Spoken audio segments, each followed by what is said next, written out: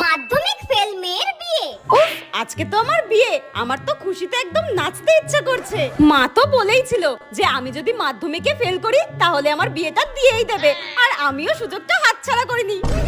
আমি মনে হয় পৃথিবীর একমাত্র মেয়ে যে কোনো সরকারি চাকরিওয়ালা ছেলের সঙ্গে বিয়ে করতে চাই না। বিয়ের পর যদি আমাকে আমব্রেলা বানান, সাইকোলজি বানান জিজ্ঞাসা করতো, আমার তো তখন দাঁত খুলে হাতে চলে আসতো। হ্যাঁ, এক মিনিট, বিয়ের পর যদি আমার কপালে একটা কুচুটে শাশুড়ি জুটে যায় আর সারাক্ষণ আমাকে অত্যাচার করতে থাকে, ভোর 5টার সময় যদি আমাকে ঘুম থেকে তুলে দিয়ে বলে রান্না করো, বাসন মাজো, ঘর মোছো, তখন আমি কি করব?